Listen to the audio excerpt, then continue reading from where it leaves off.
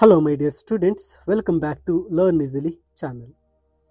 ಈ ಒಂದು ವಿಡಿಯೋದಲ್ಲಿ ನಾವು the bazaars of Hyderabad poem by Sarojini Naidu ಈ ಒಂದು ಪದ್ಯದ ಕನ್ನಡದ ಲೈನ್ ಬೈ ಲೈನ್ ಎಕ್ಸ್ಪ್ಲನೇಷನ್ ಅನ್ನು ಹಾಗೂ ಈ ಪದ್ಯದ ಸಮರಿಯನ್ನು ನಾವು ಡಿಸ್ಕಸ್ ಮಾಡೋಣ. ಇಲ್ಲಿ ಭಾರತದ ಕೋಗಿಲೆ ಎಂದು ಪ್ರಸಿದ್ಧರಾಗಿರ್ತಕ್ಕಂತಹ ಸರೋಜಿನಿ ನಾಯ್ಡು ಅವರು ಬರೆದಿರ್ತಕ್ಕಂತಹ ಒಂದು famous poem in the bazaars of Hyderabad. ಈ ಒಂದು ಪದ್ಯವನ್ನು 1912ರಲ್ಲಿ ಬರೆದಿರ್ತಾರೆ. ಈ ಒಂದು ಪದ್ಯವು ಸರೋಜಿನಿ ನಾಯ್ಡುರವರ ದ ಬರ್ಡ್ ಆಫ್ ಟೈಮ್ ಒಂದು ಕವನ ಸಂಕಲನದಿಂದ ಈ ಪದ್ಯವನ್ನು ಆಯ್ಕೆ ಮಾಡಿಕೊಳ್ಳಲಾಗಿರುತ್ತೆ. ಈ ಒಂದು ಪದ್ಯ ದ ಬಜರ್ಸ್ ಆಫ್ ಹೈದರಾಬಾದ್, ಈ ಪದ್ಯದಲ್ಲಿ ಸರೋಜಿನಿ ನಾಯ್ಡುರವರು ಹೈದರಾಬಾದ್ನ ಒಂದು ಮಾರ್ಕೆಟ್ನಲ್ಲಿ ಸಿಗತಕ್ಕಂತಹ ಒಂದು ಸಾಂಪ್ರದಾಯಿಕ ವಸ್ತುಗಳನ್ನು ಕುರಿತು ಒಂದು ಚಿತ್ರಣವನ್ನು ಈ ಒಂದು ಪದ್ಯದಲ್ಲಿ ನೀಡಿದರೆ, ಒಂದು ರೀತಿಯ ಪ್ರಶ್ನೆ ಮತ್ತು ಉತ್ತರದ ರೀತಿಯಲ್ಲಿ.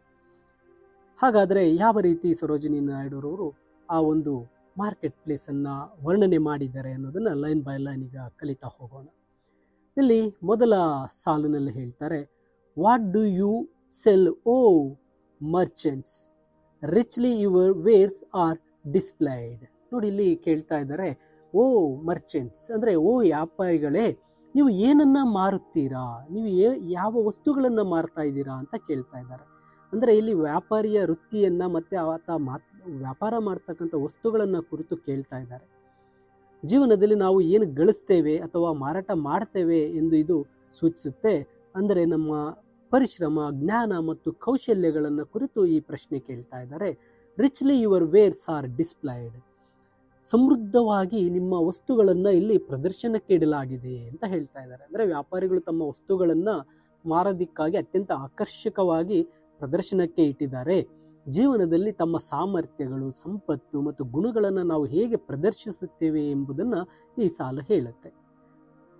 ಟರ್ಬನ್ಸ್ of crimson and silver, tunics of purple brocade. ನೋಡಿ, ಈ ಸಾಲುಗಳಲ್ಲಿ ಹೇಳ್ತಾ ಇದ್ದಾರೆ ಕೆಂಪು ಮತ್ತು ಬೆಳ್ಳಿಯ ಪೇಟಗಳನ್ನು, ತಲೆಗೆ ಸುತ್ತಕ್ಕಂಥ ಪೇಟಗಳನ್ನು ಇಟ್ಟಿದ್ದಾರೆ ಅಂತ. ಇಲ್ಲಿ ಆ ವ್ಯಾಪಾರಿಗಳು ಆ ಪೇಟಗಳನ್ನು ಮಾರ್ತಾ ಇದ್ದಾರೆ. ಕೆಂಪು ಬಣ್ಣವು ಅಧಿಕಾರವನ್ನು, ಶಕ್ತಿ ಮತ್ತು ಉತ್ಸಾಹವನ್ನು ಸಂಕೇತಿಸುತ್ತೆ. ಬೆಳ್ಳಿಯ ಬಣ್ಣವು ಸಂಪತ್ತು ಮತ್ತು ಸೌಂದರ್ಯವನ್ನು ಸಂಕೇತಿಸುತ್ತೆ. ಟ್ಯೂನಿಕ್ಸ್ ಆ ಪರ್ಪಲ್ ಬ್ರೋಕೇಡ್, ನೇರಳೆ ಬಣ್ಣದ ರೇಷ್ಮೆಯ ಬಟ್ಟೆಗಳನ್ನು ಅಂದರೆ ಶರ್ಟ್ಗಳನ್ನು, ಅಂಗಿಗಳನ್ನು ಇಟ್ಟಿದ್ದಾರೆ ಅಂತ.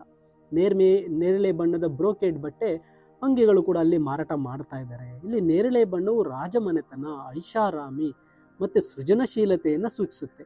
ಈ ವಸ್ತುಗಳು ವಿಶೇಷ ಮತ್ತು ಐಷಾರಾಮಿ ಜೀವನ ಶೈಲಿಯನ್ನು ಪ್ರತಿನಿಧಿಸ್ತವೆ.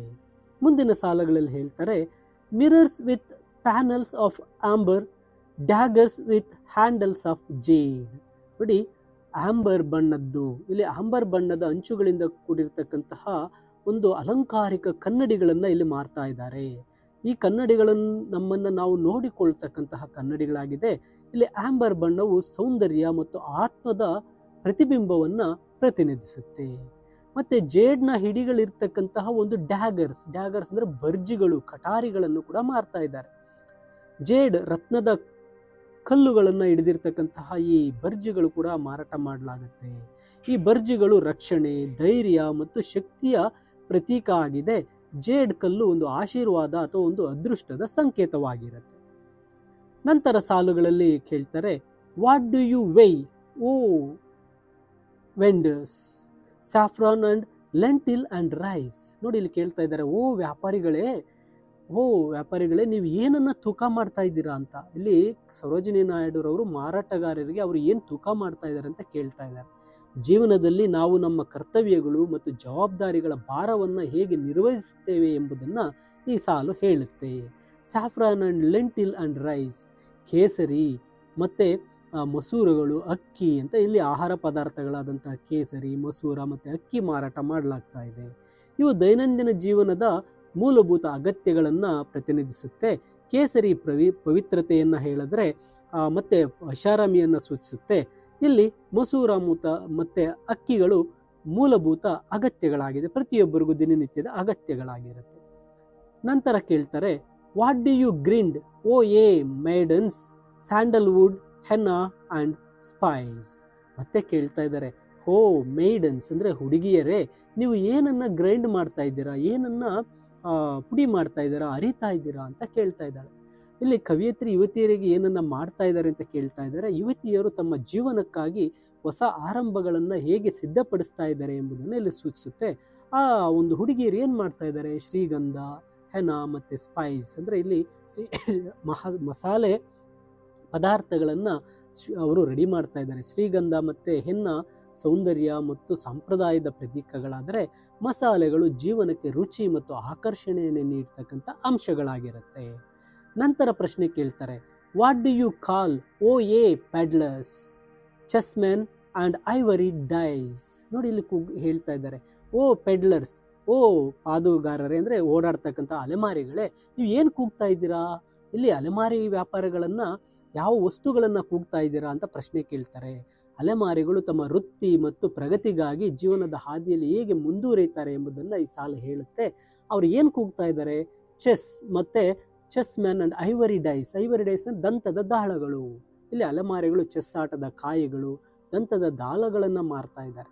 ಈ ವಸ್ತುಗಳು ಮನರಂಜನೆ, ಸವಾಲುಗಳು ಮತ್ತು ಜೀವನದ ಯಶಸ್ಸು ಮತ್ತು ಸೋಲಿನ ಬಗ್ಗೆ ಪ್ರತಿನಿಧಿಸುತ್ತೆ. ದಂತ ಒಂದು ಐಷಾರಾಮಿ ಮತ್ತು ಶ್ರೀಮಂತಿಕೆಯ ಸಂಕೇತವನ್ನು ಸೂಚಿಸುತ್ತೆ. ನಂತರ ಪ್ರಶ್ನೆ ಕೇಳ್ತಾರೆ, what do you make O ye goldsmiths wristlet and anklet and ring. ನೋಡಿ ಇಲ್ಲಿ ಮತ್ತೆ ಗೋಲ್ಡ್ ಸ್ಮಿತ್, ಒಂದು ಚಿನ್ನ ಕೆಲಸ ಮಾಡ್ತಕ್ಕಂಥವ್ರನ್ನ ಪ್ರಶ್ನೆ ಕೇಳ್ತಾ ಇದ್ದಾರೆ, ನೀವೇನು ತಯಾರು ಮಾಡ್ತಾ ಇದ್ದೀರಾ?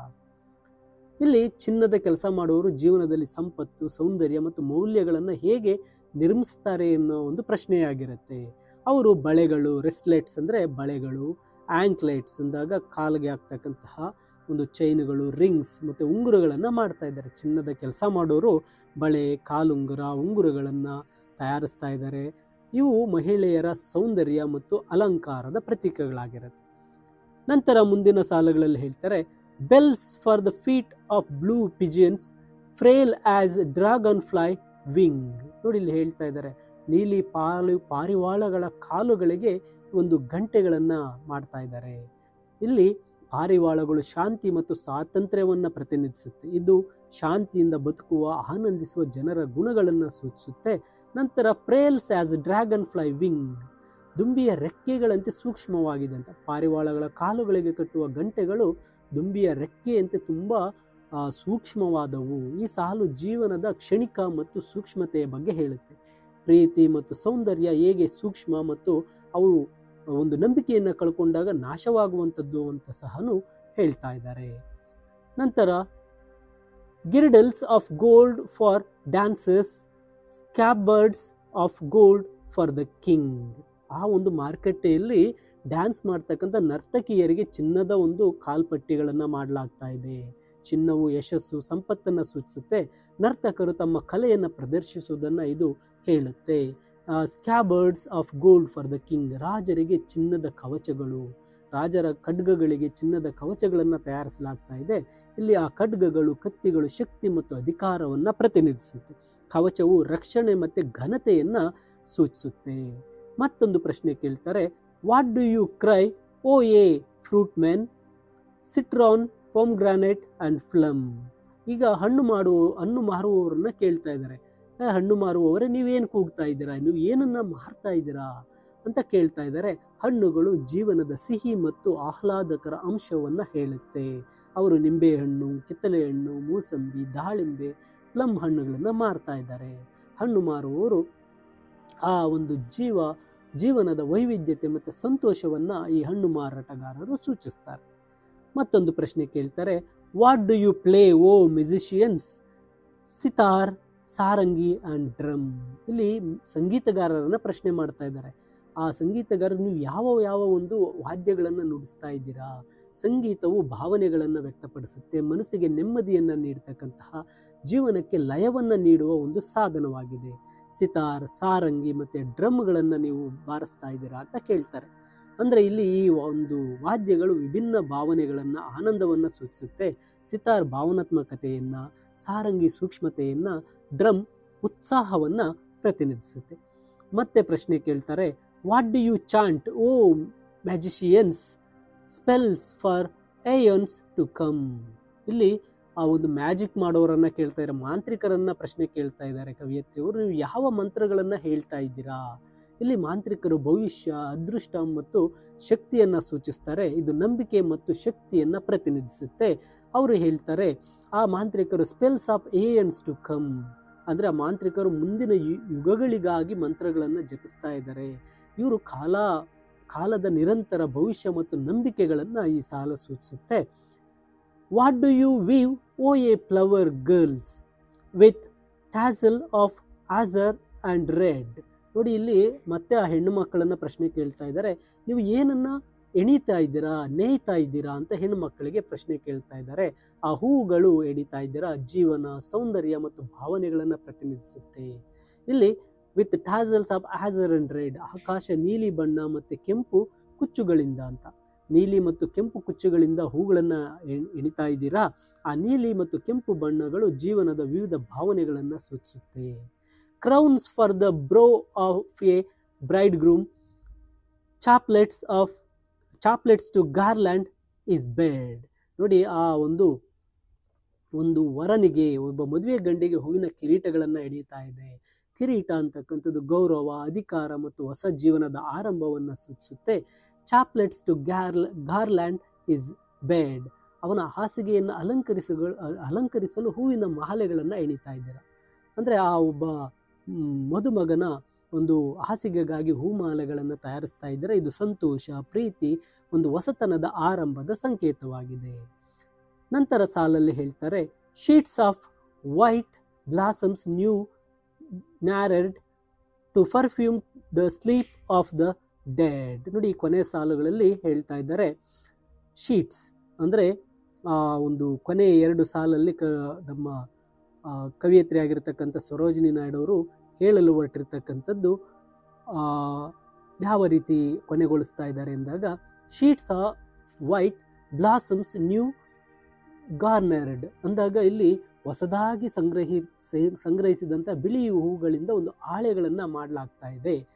ಅಂದ್ರೆ ಅರ್ಥ, ಬಿಳಿ ಬಣ್ಣವು ಪವಿತ್ರತೆ, ಶಾಂತಿ ಮತ್ತು ಶುದ್ಧತೆಯನ್ನು ಸೂಚಿಸುತ್ತೆ. To perfume the sleep of the dead ಅಂದ್ರೆ ಸತ್ತವರ ನಿದ್ರೆಯನ್ನ ಸುಗಂಧಗೊಳಿಸಲು, ಅಂದ್ರೆ ಸತ್ತವರ ಒಂದು ನಿದ್ರೆಯನ್ನ ಸುಗಂಧಗೊಳಿಸಲು ಬಿಳಿ ಹೂಗಳ ಹಾಳೆಗಳನ್ನ ಇಲ್ಲಿ ಬಳಸಲಾಗ್ತಾ ಇದೆ. ಅಂದ್ರೆ ಈ ಸಾಲು ಜೀವನ ಮತ್ತು ಮರಣದ ನಡುವಿನ ಸಂಬಂಧವನ್ನ ಸೂಚಿಸುತ್ತೆ. ಇದು ಬದುಕು ಮತ್ತು ಸಾವನ್ನ ಸಹಜ ಪ್ರಕ್ರಿಯೆಯಾಗಿ ಚಿತ್ರಿಸ್ತಾ ಇದೆ. ಮತ್ತೆ ಮರಣಕ್ಕೆ ಒಂದು ಶಾಂತ ಮತ್ತು ಸುಂದರವಾದ ಅಂತ್ಯವನ್ನ ನೀಡ್ತಾ ಇದೆ. ನೋಡಿ, ಈ ಒಂದು ಪದ್ಯದಲ್ಲಿ ಪ್ರತಿ ಸಾಲಿನ ಒಂದು ಅರ್ಥ ಒಂದು ಚಿತ್ರಣವನ್ನ ನೀಡಿಕೊಡ್ತಾ ಇದ್ದಾರೆ. ಆ ಹೈದರಾಬಾದ್ನ ಬಜಾರ್ ಮಾರುಕಟ್ಟೆಯಲ್ಲಿ ಸಿಗ್ತಕ್ಕಂತಹ ಪ್ರತಿಯೊಂದು ವಸ್ತುವನ್ನು ಚಿತ್ರಿಸಿ ಜೀವನಕ್ಕೆ ಅದು ಯಾವ ರೀತಿಯ ಒಂದು ಅರ್ಥವನ್ನು ನೀಡುತ್ತೆ ಅನ್ನೋದನ್ನ ಸರೋಜಿನಿ ನಾಯ್ಡುರವರು ತಿಳಿಸ್ಕೊಟ್ಟಿರ್ತಾರೆ. ಮೈ ಡಿಯರ್ ಸ್ಟೂಡೆಂಟ್ಸ್, ಇದು ಕನ್ನಡದ ಸಾರಾಂಶ ಆಗಿದ್ದು ಎಕ್ಸ್ಪ್ಲನೇಷನ್ ಹೇಳಿರ್ತೇನೆ. ಇದರ ಸಮರಿಯ PDF ವಿಡಿಯೋದ ಡಿಸ್ಕ್ರಿಪ್ಷನ್ನಲ್ಲಿದೆ, ನೀವು ಡೌನ್ಲೋಡ್ ಮಾಡಿಕೊಳ್ಬಹುದು. ಹೆಚ್ಚಿನ ವಿಡಿಯೋಗಳಿಗಾಗಿ ತಪ್ಪದೆ ಲರ್ನ್ ಈಸಿಲಿ ಚಾನಲ್ಗೆ ಸಬ್ಸ್ಕ್ರೈಬ್ ಮಾಡಿ. ಈ ವಿಡಿಯೋ ಇಷ್ಟ ಆದರೆ ನಿಮ್ಮ ಸ್ನೇಹಿತರಿಗೂ ಸಹ ಶೇರ್ ಮಾಡಿ, ಲೈಕ್ ಮಾಡಿ. Thank you for watching this video.